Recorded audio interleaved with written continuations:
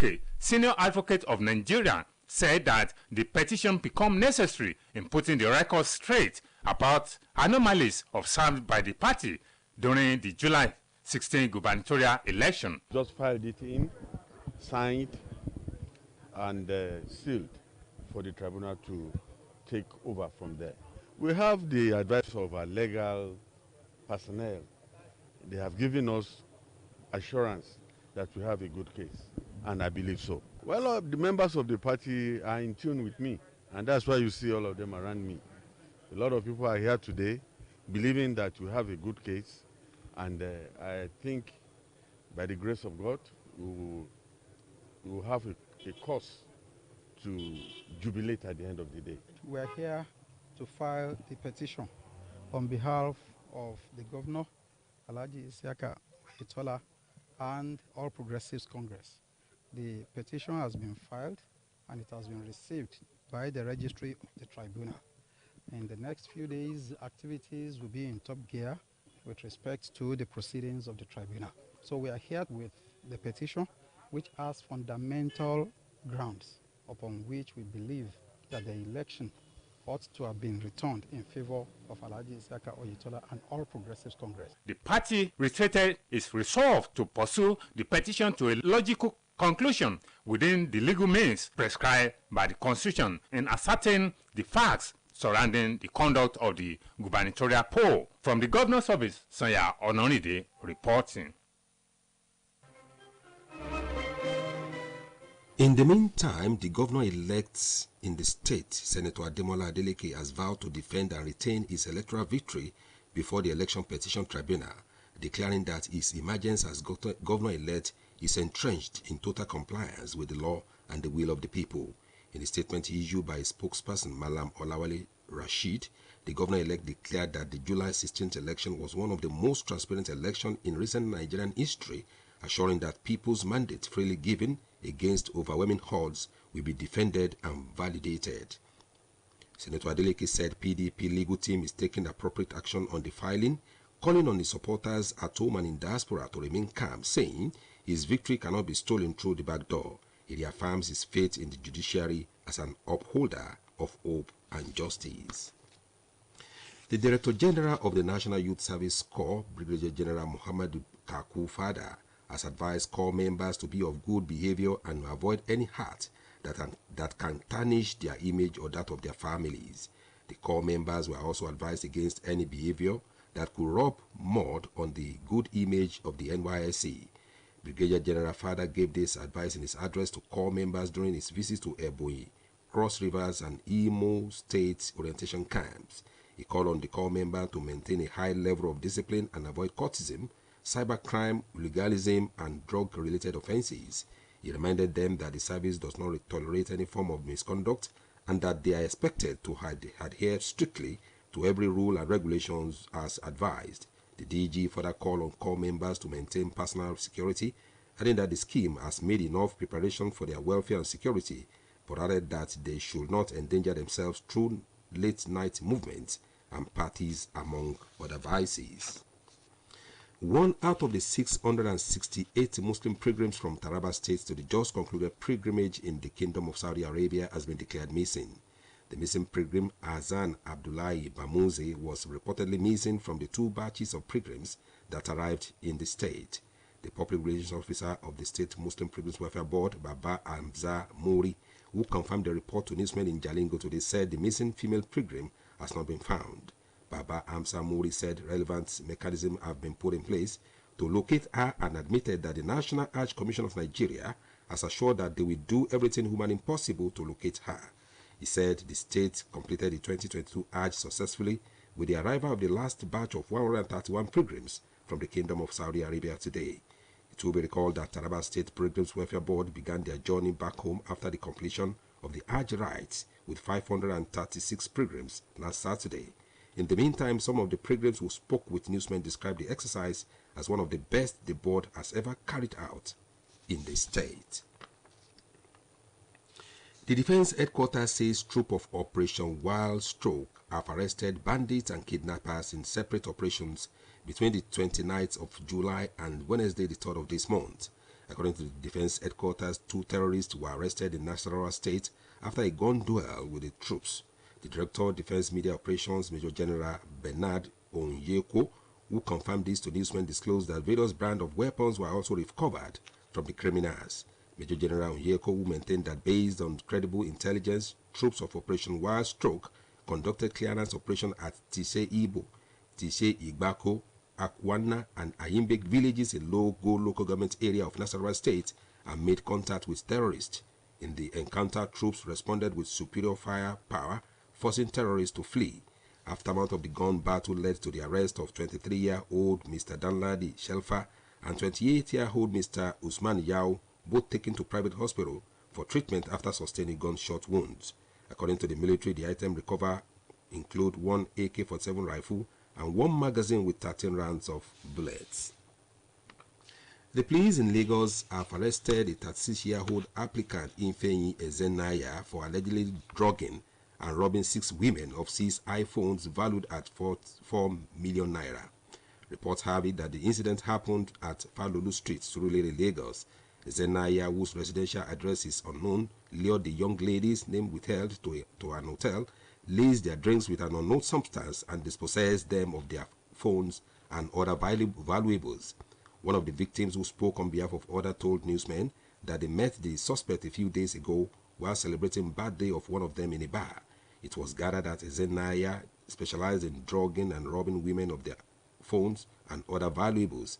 Police officers at Surulere Division, through diligent work, arrested the suspect in an hotel in Allen Avenue, Ikeja, where he was about to rob another suspect of their hard-earned valuables. As part of the activities marking the 80th birthday of the Olori Awo Agbaye and the Are Alasa of Osogbo, Ifagbenishola Atanda, no fewer than 150 elders benefited from the Ajigbarale free medical outreach organized by the family members. Saeed Adeboje was at the program, which also featured health talk and outreach. Here are details.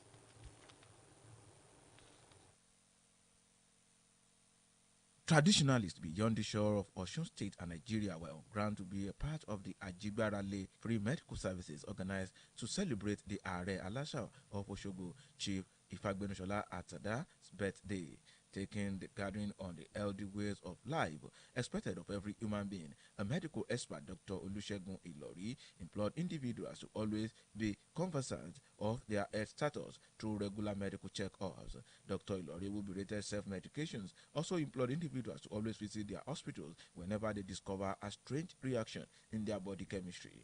He also emphasized on the need to shun drunkenness and other wayward lives, as such may lead to early death. As it's always been said, health is wealth. We have to be intentional about our health. Intentional as how? We should watch what we eat, we should watch what we drink, we should watch what we do to the body.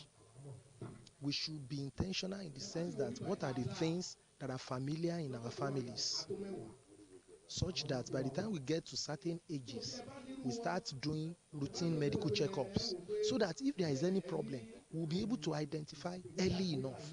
As it's always been said, prevention is always better than cure. Earlier, in his address of welcome, the celebrant, who doubles as the Are Alasha of Osogbo, Chief Ifagbenishola Atanda, appreciated the Ajigbarale Health Outreach, which he described as a way of improving healthy living of his immediate community. Dr. Oluseyi Atanda is one of the children of the celebrant. While speaking, explained that the need to give back to the society as a renowned traditionally led to the Ajigbarale Health Outreach. What informed it is we thought it that yes, Baba is 80 years of age. Yes, we can write a book, do a book launch because he's a legend. People will come, give us money to launch the book, but that is not what we want. We believe this man has made us who we are today. He's a made person, and this should be an opportunity for us to give back to the society. That's why we decided to bring the free healthcare program to his immediate community, where he has lived the greater part of his time here in Osogbo. According to him, eyeglasses will be distributed to elders, just as other beneficiaries would have the privilege of free medical treatment and drugs. Saeed Adeboje, OSBC News. This is the news across the country coming to you from Osun State Broadcasting Corporation. Ile-Awiye Okebale Oshobo, Voice of the West. Now a mid-news message. As you wine and dine this weekend, let moderation be your watchword. Today's entertainment news segment focuses on Afro Juju music. Join Suliat Ajao in this package report on our findings on Afro Juju music.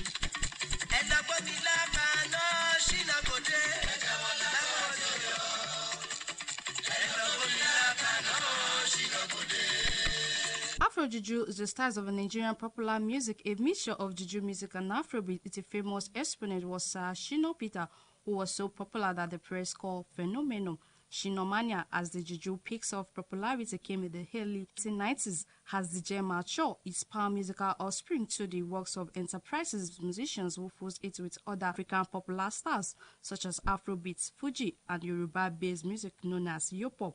The future ultimately became Juju's competitor in the marketplace. By about 1990, the Juju had subsided in the international arena, but the music continued to thrive in its Nigeria homeland. Ade, like many others, recollaborated its style to increase its local appeal, and it played to enormous and enthusiastic audience into the 24th century before the advent of hip-hop, which has presently taken over the whole country.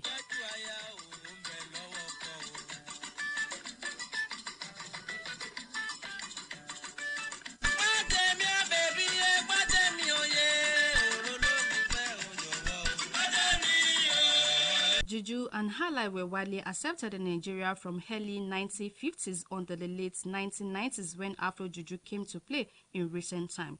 Hip-hop music appears to be holding sway with the electronic media in Nigeria with a massive airplay. The origin of the style of the music was largely attributed to Ghana, which later spread to Sierra Leone, Liberia, Gambian, and Nigerian Fair Ghanaian workers, among other West African countries by the 1930s. The music is often performed live with the groups of a singer and instrumentalist called a band. Nonetheless, Sunny Ade musical artists has continued to inspire a fast generation of other Nigerian and African musicians and the music lovers who believe in the big band music set up with the likes of Osita Osadebe, Sunny Ade, and the late Fela Kuti.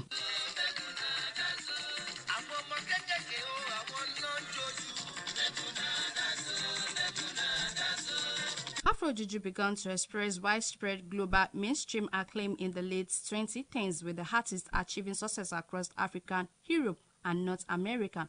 Up to today, Afro Juju remain evergreen that when played at the party, it gets attractions.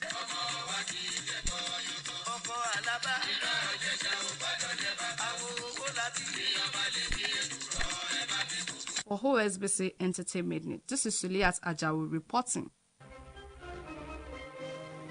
A man popularly known as MOB in Sapele Community, Sapele Local Government Area of Delta State, has reportedly beaten his pregnant wife, Beatrice, to death. Information gathered has it that the incident occurred in the vicinity of a New Generation Church along New Road, Awolowo Road Extension in Sapele. The man was cited by onlookers interrogating his wife on why she had left home for the church without doing the necessary house chores and making an arrangement for his dinner. Witnesses said the impatient man did not wait for the heavily pregnant wife to give an explanation before he slapped her and dealt blows on her several times, causing the woman to collapse on the spot. Consequently, passers-by and church members were said to have rushed to the scene to rescue the woman. Sources said the woman was thereafter rushed to a nearby medical facility at Ubule Hospital, where she was confirmed dead on arrival. When contacted, the police public relations officer for Delta State Command DSP Bright Edafe told newsmen that the police was not aware of the incident as at the time of filing in this report. Meanwhile, 3 people have been reportedly killed as a Toyota Camry car rammed into 2 big cows along Refinery Road in Efuru, Uvie local government area of Delta State. Information has it that the incident dovetailed into serious tension within the area. Security operatives have mounted surveillance in the area with a view to forestalling any breakdown of law and order. It was learnt that the vehicle driver along the dual carriageway rammed into the 2 cows and veered off the road, leading to the death of the 3 occupants. In another development, the police have confirmed that 4 of its officers have been killed in Imo State by suspected bandits in the early hours of today. The officers, according to reports, were attached to the Divisional Police Headquarters in Agua Community, Oguta local government area of the state. Police spokesperson Mike Abaton said although details of the attack are still sketchy, but it was gathered that the bandits reportedly burnt down parts of the police station and killed some officers on duty. He said the Commissioner of Police, Mohammed Bade, is already at the scene of the incident to ascertain the severity of the attack and get first-hand information. He, however, appealed to the people of the area to remain calm and go about their lawful engagements, assuring them that the command is on the top of the situation. The Essence town of Ilan today received dignitaries from all walks of life who came to pay their last respect to the late former Inspector General of Police, Chief Tafa Balogun, whose remains were committed to Mother Heart. OSBC News reporter Oluchi Amuda, who covered the event, report that people of Ilan described the death of their illustrious son as a colossal loss. Our report. The entire town of Ilanrogun was temporarily shut down in honor of one of the illustrious sons of the town and former Inspector General of Police, Chief Tafa Balogun, who died at the age of 75. The Nigerian Police Force, who coordinated the burial ceremony, did not leave any stone unturned to honor one of his own. The Inspector General of Police, Mr. Usman Al-Kalibaba, who was represented by the Osun State Commissioner of Police, Mr. Wale Olokode, received the police guard and the police band, who gave the final salute to the former police chief.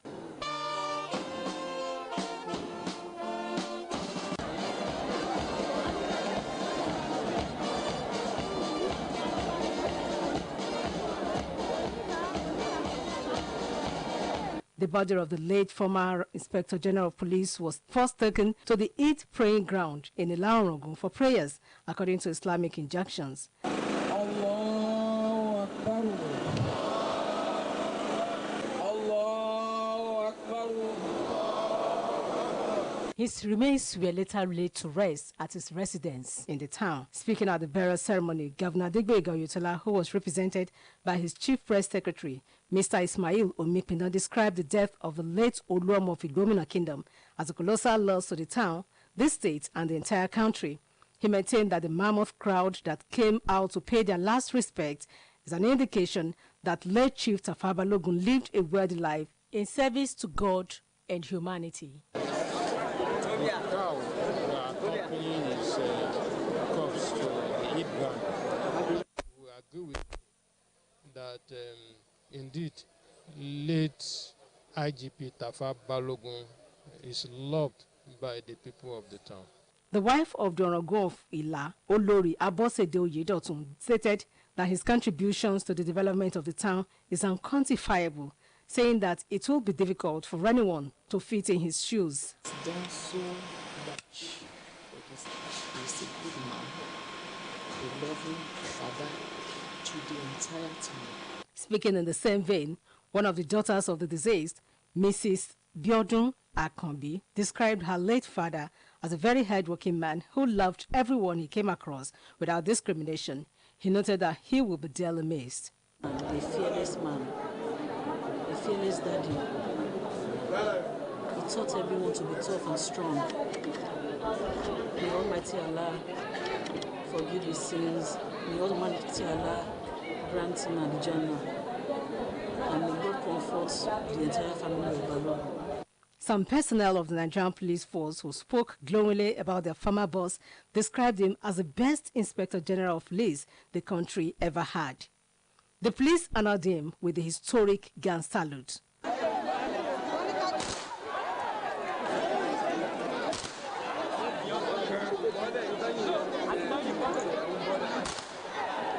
Late Chief Tafa Balogun served as Inspector General of Police between 2002 and 2005.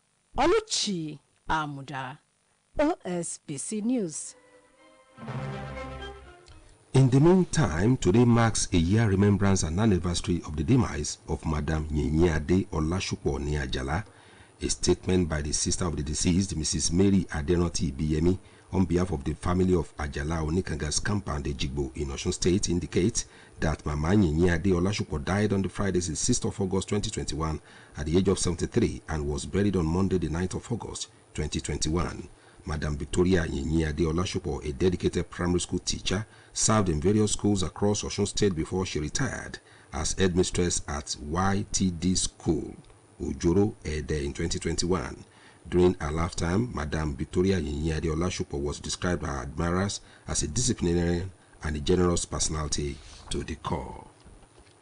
The Super Falcons have lost grip of their global standing in the last FIFA rankings following their unimpressive outing at the last African Women's Cup of Nations in Morocco. Adeyemi Abodeni has more on Sport Update. Odunayo Adeku-Oroye became the first Nigerian wrestler to win a gold medal in 3 consecutive editions of the Commonwealth Games. Adeku-Oroye defeated Indian Anshu Malik 6-4 in the final of the women's wrestling 57-kilogram category at Birmingham to retain the title she won at the Gold Coast 2018 Commonwealth Games.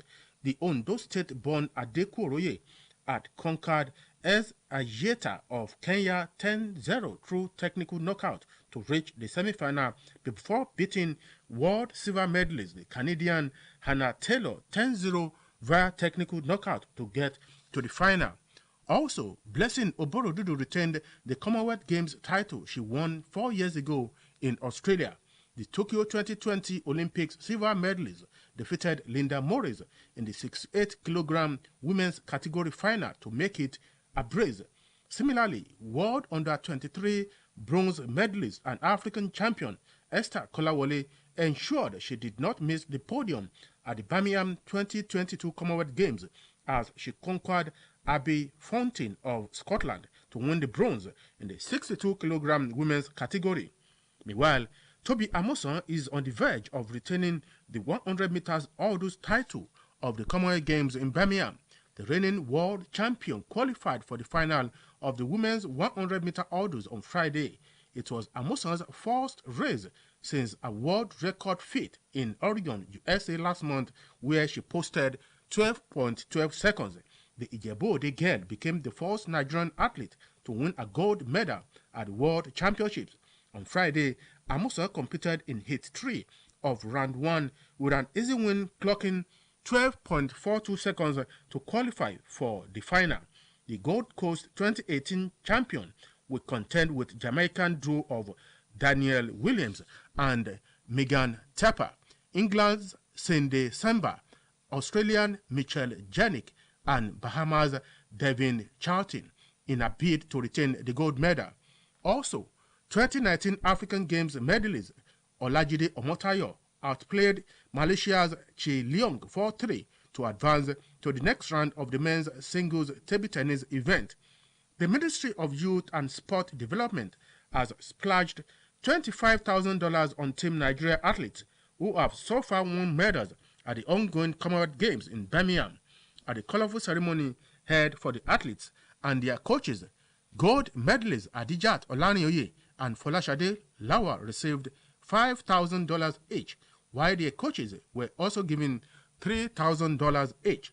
Taiwo Liadi, who won silver medal in the women's 76-kilogram weightlifting event, received $3,000 for her effort. For bronze medalist Edidiong Umofia, Islamiyat Yusuf and Mary Osejo all got $2,000 each for their effort. The Super Falcons has recorded their biggest drop in the latest FIFA rankings released on Friday.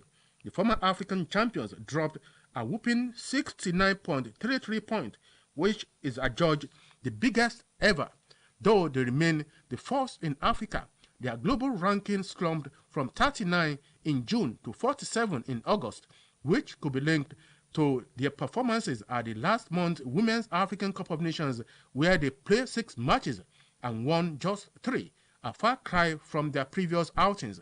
Their conquerors in the bronze medal match, Zambia, are adjudged to have both the biggest move by point, moving 23 places up the ladder to 88th position in the world.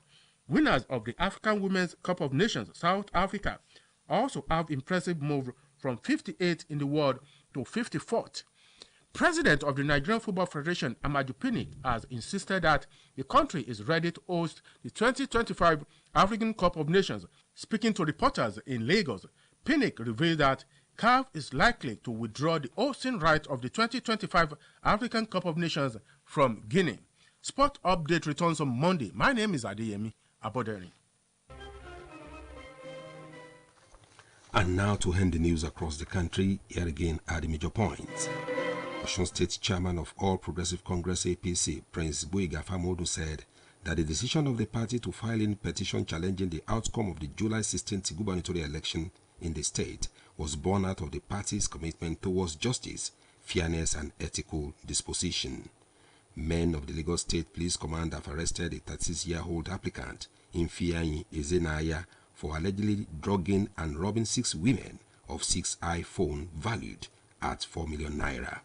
OSBC Entertainment News segment today focused on the origin of Afro-Juju music in the country. Dignitaries today in Ilaorogun paid their last respect to the late Inspector General of Police IG Tafa Balogun, as his remains were committed to Mother Heart amidst pomp and celebration. And that was the news across the country by Adeniyi Kehinde. For more about us, you can visit www.osbcng.org.